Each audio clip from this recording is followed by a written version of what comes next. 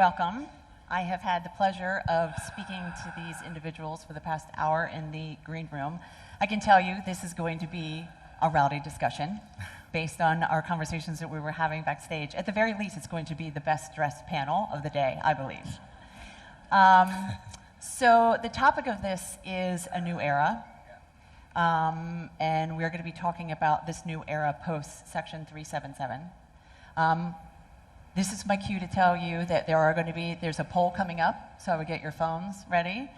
Because as we have this conversation, I want to understand when we talk about LGBTQ initiatives, what are we really fighting for? So if we can pull up the first poll.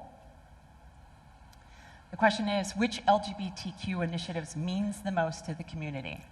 And I would like to get an idea of, especially within this audience, what you think is meaningful to the community as we start this conversation. Interesting. I would not have picked right to legally wed. You're laughing, Parmesh. What do you got? Well, I think we're in India, right? And marriage is such a big thing for us. Yeah. I say this everywhere I go. I mean, if you legalize LGBTQ marriage in this country, we will bump up our GDP by a couple of percentage at least. Because straight marriage is such a big industry, and straight people are sweet, but kind of boring. So imagine if you start empowering queer marriage. Think of how much bigger, how much grander, how many more billions of dollars Sabyasachi will make despite his problematic Instagram posts. So I can understand why marriage is deeply emotional, right? Also, a lot of queer people in this country, we're hounded by our straight parents and families to get into, straight marriage. And so we have to spend a lot of our time trying to work around that. So imagine if you empower LGBTQ marriage, you'll say, we're getting married, it's going to be big, it's going to be fabulous, you're invited. But I personally I don't agree in terms of importance. I really think option number 3, which was transgender, is really, really vital and important in this country.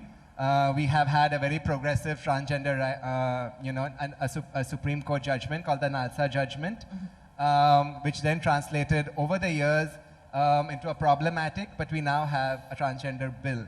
So I think keeping in the spirit of the judgment, the bill, and the recent Section 377 going away, I think in terms of just basic rights, I think transgender and surgery rights would be the most important, at least in my perspective. What about you, Sandra? Out of those questions there, which one would you have picked if you were voting? Insurance for transgender surgery, because most of the transgender, they cannot afford to do sex reassignment surgery, and we want to get done with the surgery to become a full-fledged woman. Yeah. Daniel? I would have chosen something that's not on there. Okay, Maybe it's not fair. Yeah. It would be anti-discrimination laws. Yeah. And I think the Section 377 ruling, congratulations, India. It's so incredible to be here with that ruling because it took 24 years at least. And that court ruling was so beautifully written. It included an apology to the community, and it wasn't just a ruling that said, do what you want in your bedrooms, but it was rooted in equality, morality, choice, and even the nature of love. And it really paves the way to enshrine all LGBT people into the constitutional protections of India, and even said that government has a role to address stigma against the community. So anti-discrimination, I believe, is critical. There's only 10 countries in the world that have anti-discrimination protections. Yeah. Interesting. Parmesh, I'd like to swing it back over to you, because I know you're going to have an opinion on this one. You co-authored a manifesto for trans inclusion in India. And in one of your quotes, the many quotes that I was highlighting when I read it, you said, quote, while the law now supports the community, there's a world of difference between decriminalization and true equality. And we firmly believe that corporates have a role to play in bridging this gap. Do you feel like corporates are doing enough to bridge this gap? Oh, well, I think a lot of corporates were doing a lot even before the 2018 377 judgment. So just hats off to all the companies that have been doing this for so many years, whether it's my own Godrej, There have been so many other progressive companies, whether it's Tata, Tata Steel in particular, whether it's the Lalit Group of Hotels, which as of now has 66 LGBTQ people, including I think 35 trans people on their roads. So there have been so many companies that have been doing a lot. I think the presence of 377 was this fig leaf that a lot of homophobic Indian companies could hide behind, and the legal department. So a lot of the times people would say, we're not homophobic, but this law exists, although the law in no way, would never punish a company for being, inclusive. The law was something that was about people doing private acts in their bedroom, and it criminalized consensual sex. The law was had nothing to do with equality, but still, I think now that the law is gone, this fig leaf is removed. So companies can't hide, and also companies that want to be inclusive can be inclusive. So what we are seeing is a lot of interest. There's a bunch of great efforts, whether it's LGBTQ job fairs. There have been 2 that have already happened in the past year. There are so many more planned. Whether it's consulting companies like Periphery, which work on, just hiring trans people, based on a consulting model. And there have been so many great efforts that have been happening. But I don't think they're enough because as we saw in the slides before as well, right? The challenges that we face in India are so vast. LGBTQ people, from those mingles statistics itself, right? About 2/3 of people who are working in companies report hearing homophobic remarks. Most people are not out. Living conditions are very, very difficult, including if you're trans, it's much, much, much worse. So there's so much more that companies can do. And I think Indian companies are excited, are interested, but a lot of the interest is in superficial things like putting rainbow filters on Instagram around the time of June, which is Pride Month in the US, not even in India. We have our own Pride Months, which differs from city to city. So in Mumbai, it's January, for example. So I think a lot of companies feel happy and excited because they think suddenly this is a cool thing to do. So it's very easy to put a rainbow filter on Instagram. It's very easy to call people like me to give a talk once a year on your company campus and then be homophobic the rest of the time. I think there's so much more work to be done, and I wish that companies understand this, because whichever way you look at it, being inclusive makes sense for the companies. If you're being inclusive, you're not doing us a favor. You're doing yourself a favor, whether it's in making more money. There was a survey that came out some years ago saying that LGBTQ people in India itself, assuming that 6% of India is LGBTQ, it's a $200 billion market, right? Who wants a piece of $200 billion? No one else does? Wow, I'll take it all. We'll take it all, right? The World Bank did a survey in 2016 where they measured the reverse. They measured the cost of homophobia.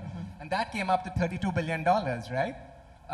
So there's so much money to be made. There's study after study that shows that LGBTQ being inclusive is good from an innovation perspective, from a millennial hiring perspective, from everything. So I wish that Indian companies understood that being inclusive is really good. It's going to make them a lot of money and make them more competitive. So instead of being silly and trendy and doing easy stuff like putting rainbow stickers and filters, I wish they did the hard work of giving us jobs and actually, walking the talk. And we're going to get into that walking the talk. I'm just going to ask you to be a little bit clearer on your perspectives on things, and because it's really tough to figure out where you stand on these things. You're very reserved and hidden on your point of view. I'm a slippery slope. Daniel, I want to turn the conversation to you because, as Parmesh was just explaining, corporates need to do more than just hashtag this, hashtag that, rainbow flag here, rainbow flag there. You mean something like this? Yeah. So, but or something Levi's, like this. but Levi Strauss has really, when you talk about walking the walk, Levi's has been doing this, and not recently, not when it's become trendy. They've been doing it for decades, and covering decades where it was really, really difficult, and where they got a lot of pushback. Sure. And more specifically, I know you and I had a conversation about, there were some very threatening correspondence to executives within your company, threatening letters. There was security that had to come. why were they so diligent? Why does Levi's continue to be so diligent about equality? I'm really glad that Parmesh raised this point, because there's been a lot of conversations about, can any brand at Pride season just slap a rainbow on and say that they're inclusive to the community? I'm part of a company that's 167 years old. I've been part of the company for about 10% of that time. And throughout the history, we've not shied away from using our voice, our influence, our products to weigh in on what we care about. And maybe it's true to our brand because it's about authentic self-expression. Let me illustrate. In 1992, Levi Strauss & Company became the first to provide domestic partner benefits for same-sex couples. And that same year, this was in corporate America, anti-discrimination laws were just coming into being. And I'm part of the foundation, and we really looked at that very carefully. I wasn't part of it, actually, a colleague at that point. And they realized that if we matched employee gifts to the Boy Scouts of America, it would be a violation of our policy on behalf because they do not allow LGBT to become Scoutmasters. So we made the decision to stop matching gifts to the Boy Scouts of America. And that triggered a consumer boycott. And there was a sort of a religious right organization that sent over 130,000 letters. And to be clear, it was a Methodist minister from Tupelo, Mississippi. Yes. Who was at the time was the head of the American Family Association. And we needed to set aside a separate room for those letters. But we wanted to stand by our values. This was the right thing to do. And our CEO also said, look at the zip codes. Are these folks who would buy our products, or would they shop somewhere like Walmart? And the analysis from Marketplace Insights was the latter. And we stood the ground. And it was there's a New York Times story written about this, and it says that Levi's is taking a hard line on the new diversity of society. And it's really, to me, the question around Pride is, are you willing to stand in the face of tension with the community? And we were in 2007. Marriage equality in the U.S. seems like a distant sort of history, but marriage equality was up for consideration by the California Supreme Court. Guess how many companies signed a note to the Supreme Court in support? There was actually only one, and that was Levi Strauss & Company. But if you go 8 years later, when marriage equality was being considered by the U.S. Supreme Court, we were really happy to be joined by 378 other companies. So, as an American icon, Levi Strauss & Company, we believe that what we say about America matters. And when we as a big brand use our voice, we hopefully hope it will give others permission to be more than what they stand for and stand for more. So I read that New York Times article about the boycott. And there was an interesting paragraph in there that I want to read, because it's a real strong example of knowing your customer. And this was in reaction to the American Family Association calling for the boycott of Levi products. And it says, in the past, such declarations have sent chills through corporate America. While millions of Americans are too lazy or too apathetic to vote, they vote every day by what they buy and don't buy. But reverse arithmetic might apply here. According to a recent survey at Overlooked Opinions, a market research company in Chicago, 3 out of 4 gay men prefer Levi's jeans, especially the 501 button front style, over other brands. So good luck with that boycott. Just that's, you were speaking to your customer, you were standing up for what they believed in. Sandra, I would like to bring you in because, Parmesh and Daniel are very much engaged in the corporate side. You are an individual who is having to, especially as a trans model, that is having to get, that is very much personally involved in trying to get, to get work. Everything that they're talking about, and having brands and having corporations engage with members of the LGBT community. This is something that you deal with every day. So your experiences working as a professional transgender model, where do you see inclusion within the fashion industry specifically? Do you see it happening? Well, I think the most accepting has been the makeup, hair, and designing, but not so much on the mainstream runways. So it's very difficult to push transgender model into the industry because of our patriarchal, homophobic, conservative views or mindsets of the people. So recently there are some changes in the fashion industry, like the painting, then Levi's, Calvin Klein, they embrace transgender model in their campaigns and all. Yeah, but I think it's getting more accepting. So do you see companies like you said it was Calvin? Sorry? What was it? Was Calvin Klein one of the companies? Yeah. So companies, when you have big names like Calvin Klein, does that then translate into more work for you? Good for her? Yeah, it is. Are you getting more work as a result of this? Or not so much? Not much. Yeah. Do you feel like that fashion brands fully recognize the spending power of the LGBTQ community?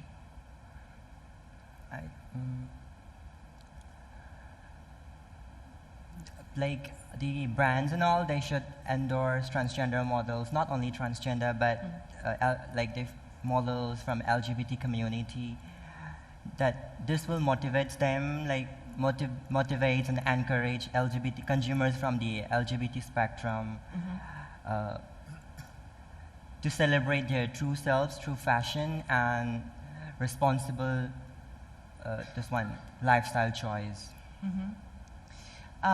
One thing that you are passionately involved in is you organize beauty pageants exclusively for transgender women.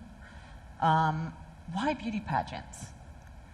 Because it's one of means for trans activism. Like beauty pageant plays an important role in transgender because most of the transgender are victim of social and political discrimination. So beauty pageant gives a platform for transgender women to show their hidden talents and beauty in a very LGBT-friendly environment. Do you think you would be able to do this if you did not have the support of private organizations? No. No? Yeah. Yeah.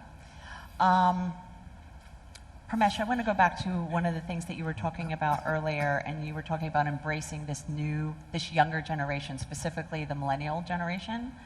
Because in 2020, Millennials and Gen Y will be 50% of the workforce, and by 2025, they will represent 25% of the, by 2025, they will represent 75% of the workforce. You and I have had conversations that companies need to do more from a PR perspective to engage this millennial Gen Y audience, because they are not going to just sit passively on the sidelines and say this continues to be okay. From where you sit and what you deal with every day, what are some of the basic steps that corporates can do, and specifically in India, to start engaging this current and next generation? I think companies have to really understand, I think just to start with, companies need to look at who's leading them. And unfortunately, a lot of companies are led by older men who seem to be very disconnected with the audience out there, which, surprise, surprise, is 50% women, perhaps, 6 to 10% LGBTQ, and diverse in so many different ways. And I think the first thing that people who run companies can do would be to open their eyes and look out there and not be so caught into their own bubble of what they imagine the world is like. If they do that, they will realize that there is so much more to be gained by being inclusive than by not. Just to give you a sense, right? Godrej is 125 years old, slightly younger than Levi's maybe, and we recruit on college campuses across the country. I often go on these recruitment journeys, and at every college campus we go to, it's just so amazing to hear from these young people. Like at every talk I give, there are literally sometimes 100 young people surrounding me telling me how happy they are that Godrej, this old traditional Indian company, stands up for LGBTQ rights, right? It matters to them. Any survey you look at, they will tell you that young people really care about their companies, their brands, being authentic, caring about things. It's not just LGBTQ rights, it's climate change, it's the values. So companies today really have to stand for something, because we live in a world where products and services are pretty much ubiquitous. So what you stand for really matters. So we've benefited so much at Godrej by just putting it out there that we are inclusive and we care about this. I'll give you just one number. The week of the Section 377 verdict in 2018, I personally happened to go on a couple of TV shows and write a couple of opinion pieces. Our PR team monetized that, and it was 12 crores of PR for like 4 or 5 days of just being out there. That's just 1 week of goodwill. Now, I've been doing this for 9 years. Yeah. You can imagine the hundreds of crores that we've generated for Godrej just from a PR perspective, right? Yeah. Forget the innovation benefits, forget the money that like so many queer people have bought more, Godrej products and all, right? So I think progressive companies like Levi's, like us, like so many others are understanding that the audience has completely changed. So, and this is what I say all the time, even if you're like an old man and probably running a company, which is most of you, even if you happen to be homophobic or ignorant, even if you don't believe in this as a basic, intrinsic, decent thing to do, which is what you should, do it because your audience demands it. Do it because there's money to be made. Do it because there's innovation to be made, right? And I think while doing all of this, you will maybe come to your senses and understand that being inclusive is really, really good for you as well. So. And if you want more, there's a lot of stuff online. There's a report that we've written. Just Google all of this stuff and it's out there, right? So. And Daniel, you and I were talking backstage before we came out here. Levi's does a lot of research and pays very close attention to this audience and this generation, what they care about. They're more than just consumers. They want it. They want to. They are only going to purchase brands that they feel like are aligned with the same things that they're passionate about. Some of the latest research shows that among millennials and Gen Z, that around 75% want to work for an employer that not only shares their values, but stands up for the causes they believe in. I think among millennials, you find that it's not only what you stand for, but what you stand up for companies. And we're also in the most disruptive political environment that many of us have faced in our lifetimes. And when there's disruption, you see folks who are already vulnerable in society preyed on even more. So I think also with gridlock and inaction by government in so many different places, I'll tell you, in the US, it's been a time for companies to step in and take the charge on many unaddressed issues. And these have been gun safety, looking at immigration with the Muslim ban and the Dreamers. Trans rights has been really big. And Levi Strauss and companies actually taken stands, used our voice, funded organizations at the front lines of this. And we actually look at who our core consumer is. They're ahead of the game. And for us, it's standing up for our values. I think that millennials are standing for the right side of history. And we hope these positions will stand. So I want to close with a poll. We started with a poll. I want to close with a poll. So the second poll question is, how many people do you know who are out to their colleagues? So is it more than 10, around 5, less than 5, or none? I'm curious to see what we get back. Less than 5. And look how high it is for none. 27, 20, yeah. It's fluctuating around there. So we're out of time. The four of us, we have been talking about this for easily an hour before we even came out here. We'll probably continue to talk about this for another hour. So in closing remarks, I would just like to say, as an advocate in training, as I view myself, the biggest takeaway that I have learned from the discussions we've had on stage and off stage, that it's not just individuals that are transitioning. It is an entire generation. And if corporates do not wake up and transition with this generation, they're going to find themselves out of business. So, thank you. This way.